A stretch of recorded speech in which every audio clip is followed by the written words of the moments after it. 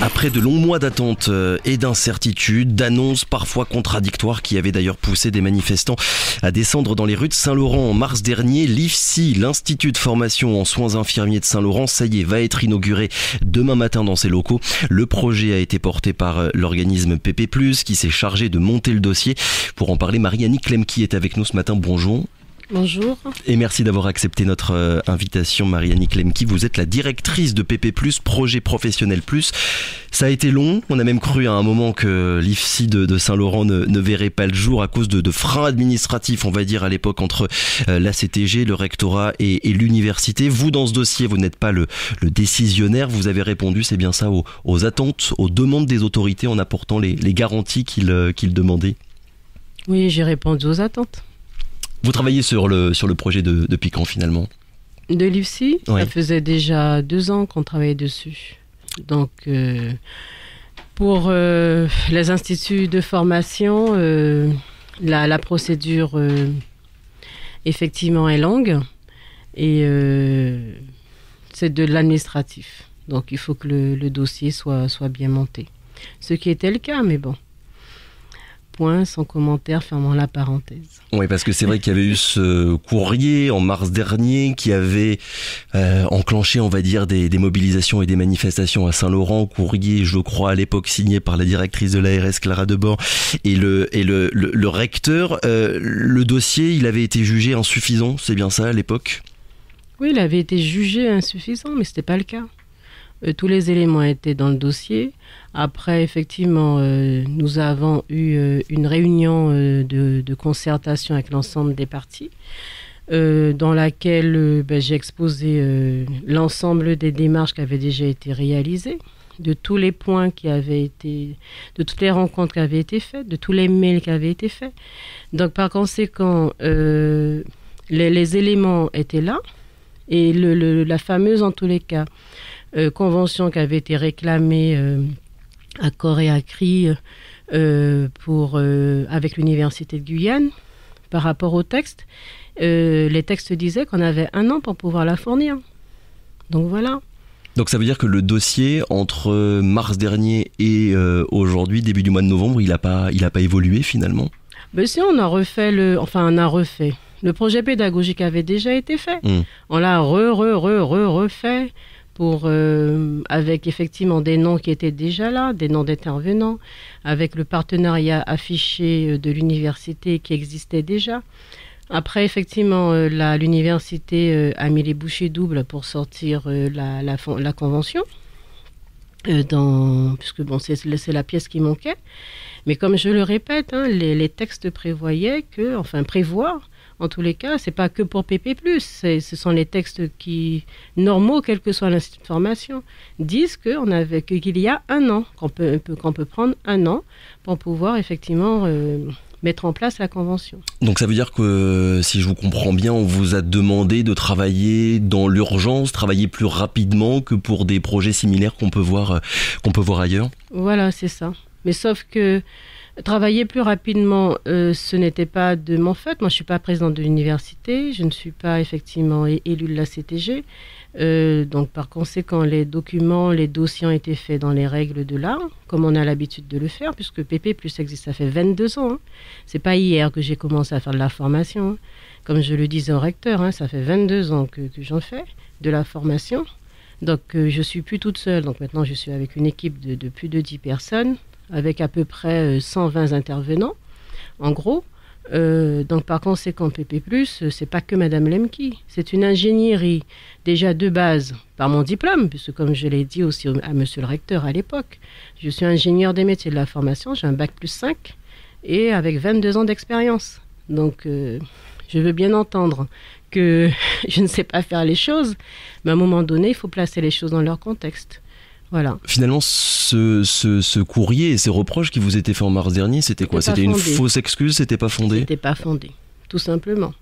C'était pas du tout fondé, mais bon, de toute façon, le souci avec aujourd'hui, objectivement, avec la femme que je suis d'un certain âge, je ne suis plus la jeune de 25 ans, j'ai 25 ans et plus. Je constate que de toute façon, dans ce beau pays qu'est la Guyane, tout est compliqué. à tous les niveaux. Et il faut faire preuve de persévérance, il faut croire en soi, il faut tout le temps là approuver. Alors que vous irez dans un autre département, comme dit le proverbe, nul n'est prophète dans son pays. Et je suis sûre et reste persuadée que j'aurais été ailleurs, que je pense que je n'aurais pas souffert autant que je souffre. Inauguration donc des locaux demain, vendredi, la première rentrée, la première promotion d'infirmiers et d'infirmières Saint-Laurentais, ce sera pour quand finalement ? Non, mais la rentrée a eu lieu. La rentrée a eu lieu en septembre, oui. Comme le prévoit le texte. Donc les 16 candidats sont rentrés. Donc on a une capacité de 20. Mais là aussi, par rapport à l'affichage politique de la CTG qui a un peu tardé, nous avons effectivement perdu des candidats qui auraient pu rentrer, mais nous avons dû, par rapport aux critères de Parcoursup, afficher le montant total de la formation, ce qui a effectivement été un frein pour bon nombre de personnes qui se sont dit, ben voilà, on n'aura pas les moyens de payer. Aujourd'hui, la CTG, pour un jeune demandeur d'emploi, propose un accompagnement à hauteur de 8 000 € par an. La formation faisant 11 000 €. Donc 11 000 moins 8 000, voilà ce qui reste à charge du jeune. Donc pour la prochaine rentrée là, de Parcoursup qui aura lieu à partir de janvier 2023, donc l'affichage politique de la CTG sera clairement identifié. Donc les jeunes pourront voir effectivement qu'il y a cette aide. Voilà. Puisque la convention... Quand vous dites affichage, c'est bien de publicité dont vous parlez au final pour que tout le monde soit au courant des aides apportées par la collectivité. Voilà, d'accord. Totalement. Qui reste indispensable. Hein, parce que de toute façon, moi je le dis souvent, hein, à qui veut l'entendre, hein, PP+, certes, c'est mon organisme de formation, mais ce n'est pas que ça. Aujourd'hui, c'est un outil à la disposition de la Guyane. Nous devons développer les compétences locales. Nous devons développer les compétences de nos enfants. Parce que moi, je suis totalement effrayée, et je le dis souvent, et je le répète souvent, mais je suis totalement effrayée de la sortie des écoles, des lycées, avec la masse d'enfants que nous avons. Et à tous ces enfants-là, nous leur proposerons quoi après ? Dans quelques années, on leur proposera quoi ? Même pas dans quelques années, là. Dans les mois qui suivent, dans les années qui suivent, prochaines, on leur proposera quoi ? On attendra quoi ? Est-ce qu'il faut obligatoirement stigmatiser tous nos enfants ? Et qui sont uniquement bons que pour faire effectivement les mules. Donc la Guyane est réduite qu'à ça. Donc c'est la raison pour laquelle on se bat à PP+. Nous sommes une équipe, et une équipe effectivement avec... donc je salue tout le monde, hein, je salue Aveline, donc Aveline pense à moi. Donc je salue, j'embrasse Dominique, Guy, Roger, Stéphanie, Denise, Mendy... Tessane, qui est-ce que j'ai oublié ? Mélicia, Stécia, Guylaine. Qui sont derrière PP+, finalement, voilà. Et qui ont porté tous et les... Et Anthony, voilà, qui sont... Et on est une équipe qui... Nous sommes tous là pour pouvoir œuvrer, concrétiser, développer des compétences pour les Guyanais et pour que la Guyane puisse devenir encore plus ce qu'elle est déjà. Alors si je compte bien, 11 000 moins 8 000, ça fait 3 000 €. C'est quand même beaucoup, c'est pas accessible à toutes les familles. Le souci avec aussi le beau pays qu'est notre Guyane, on a l'habitude de donner aux gens l'habitude que tout soit gratuit.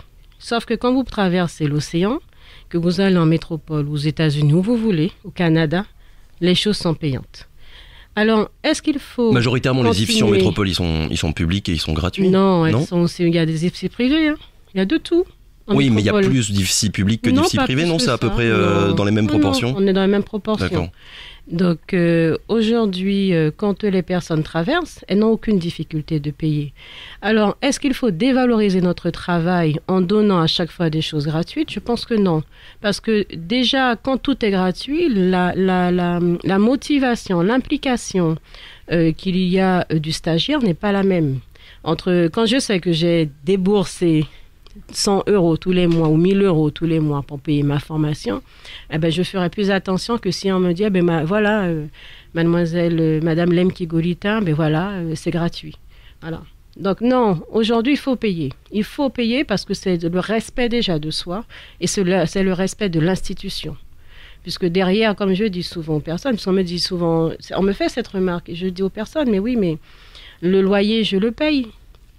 Monsieur là-bas qui me loue son bâtiment, là, il me loue pas son truc à 2 euros. Hein. Donc le loyer, je le paye. Les taxes, je paye. Les intervenants, je paye. La clim, je paye. L'eau, l'électricité, je paye. Les intervenants, je les paye. Donc si je paye tout ça, si en face, il n'y a pas de recette, on fait comment pour équilibrer le schmilblick? Donc il faut obligatoirement que les personnes payent. Et c'est déjà, et je répète, un respect vis-à-vis d'elles-mêmes, un respect vis-à-vis de l'institution, un respect vis-à-vis des formateurs.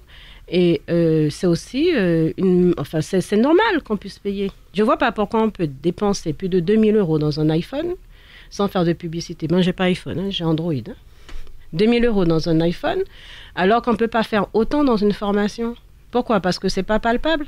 Mais sauf que la formation vous permet d'évoluer toute votre vie. Donc là, je ne trouve pas normal qu'on puisse me dire « ouais, il faut faire gratuit ». Non, c'est fini le gratuit. Après, la philosophie, malgré tout, quand même, de la gratuité des formations supérieures, c'est de les rendre accessibles au plus grand nombre. Oui, mais sauf que les 3000 € ne sont pas payables cash, elles sont payables selon un échéancier. Donc si vous payez 3000 € divisé par 10, ça vous fait 300 €. Ça revient au même prix que le iPhone, si vous faisiez un prêt. Formation du coup qui a commencé depuis quelques semaines, ça se passe comment du coup depuis l'ouverture? Quelques semaines, plus que quelques semaines, un mois, voilà, on va dire ça, quelques semaines n'a pas la peine encore. Quelques semaines, ça peut être 8 semaines, 9 semaines. Non, on reste large. Ça se passe comment? Bien. Ça se passe bien, on a des élèves qui sont motivés, qui ont bien compris effectivement les valeurs de la formation, les valeurs de l'organisme de formation, qui ont bien compris qu'ils ont bien compris qu'ils avaient énormément de chance d'être là, parce que vu toutes les difficultés qu'on a eues pour pouvoir ouvrir. Mais je le rappelle, Saint-Laurent est aussi méritante que Cayenne. Il ne faut pas que tout soit centralisé à Cayenne. Et je ne comprends pas pourquoi les jeunes de Saint-Laurent devraient à chaque fois faire l'effort de venir à Cayenne. Oui, parce qu'on le rappelle, l'antenne de l'IFSI à Saint-Laurent avait été fermée, c'est ça, pour être rapatriée à Cayenne dans un seul et même endroit? Cet IFSI-là, il dépendait de l'IFSI porté par le char. Oui. Voilà. Donc après, l'historique de l'IFSI, vous l'avez résumé, mais néanmoins, nous, on n'est pas des opportunistes. Hein. Avant de commencer à travailler sur le projet, nous sommes allés à la rencontre de M. Guidoni, le directeur du CHOG, et de Mme Tocné, sa DSI, sa directrice des soins, infirmiers. Et nous sommes allés à la rencontre de ces deux personnes pour pouvoir savoir si déjà elles acceptaient que nous puissions venir sur leur territoire. Donc nous avons effectivement eu une réponse largement positive. Oui, l'attente est quand même considérable de la part des équipes soignantes de l'Ouest. C'est ça, et puis souvent les Cayennais restent à Cayenne. Et puis quand on vous dit Saint-Laurent, oh mon Dieu, c'est loin Saint-Laurent, c'est trop loin, donc on n'ira jamais s'implanter à Saint-Laurent.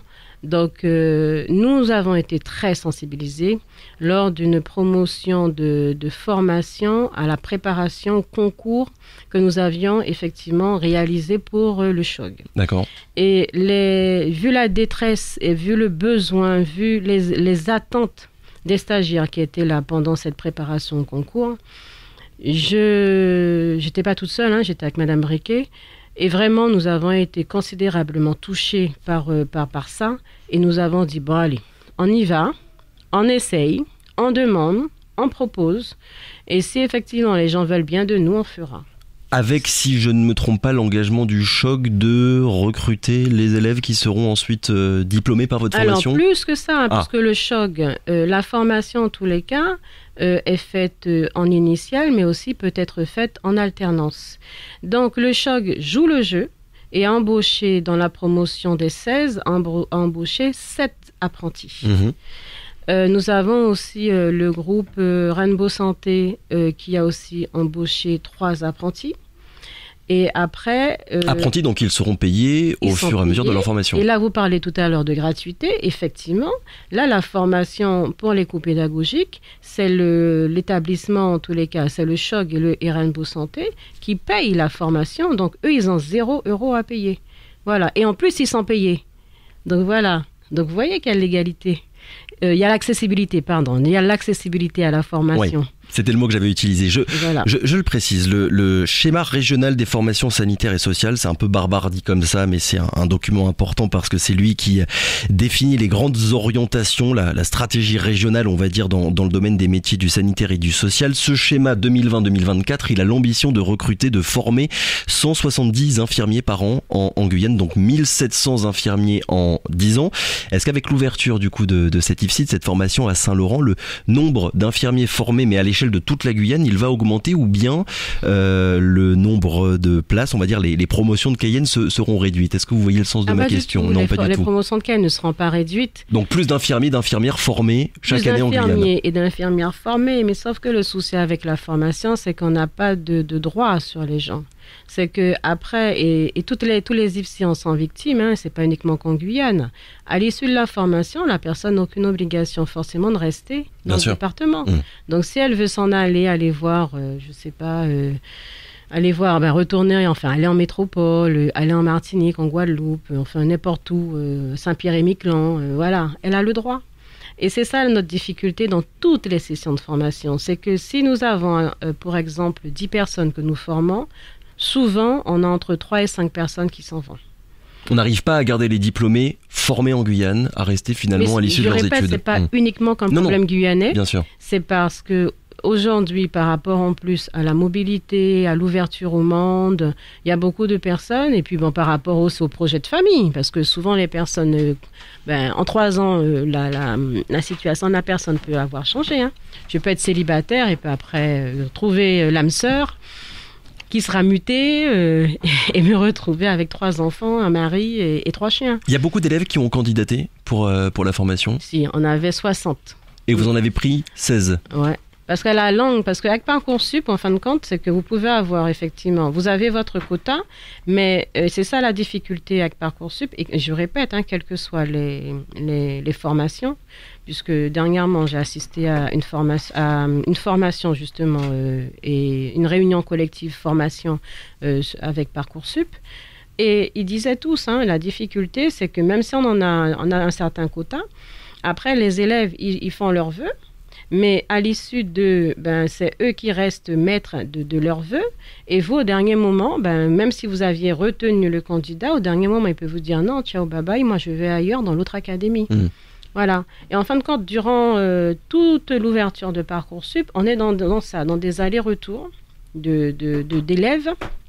Et ces allers-retours nous permettent plus ou moins à la fin d'arriver à une cohorte qui tienne la route. Dernière question parce que on a déjà dépassé de beaucoup le temps, le délai. Pas de difficulté du coup à trouver des candidats sur les enseignants. Est-ce que c'est facile d'en trouver? Est-ce que vous en avez en nombre important? Le partenariat avec le CHOG va au-delà, comme je disais, des stagiaires. Aujourd'hui, beaucoup, enfin en tous les cas, les médecins du CHOG ont été sollicités. Ils répondent présents. Donc, ils viennent donner les cours. Nous avons effectivement la convention avec l'université, donc les universitaires de Cayenne viennent aussi faire cours. Et c'est principalement avec le CHOG que nous avons 80% de nos intervenants. Marie-Annick Lemki, merci beaucoup d'avoir été avec nous ce matin, la directrice, je le rappelle, de PP+, Projet Professionnel Plus, à propos donc de l'inauguration des locaux qui aura lieu demain, même si on l'a bien compris, la rentrée scolaire a commencé, pas depuis quelques semaines, depuis un bon mois maintenant. Merci encore, très bonne journée à vous. Radio Pays.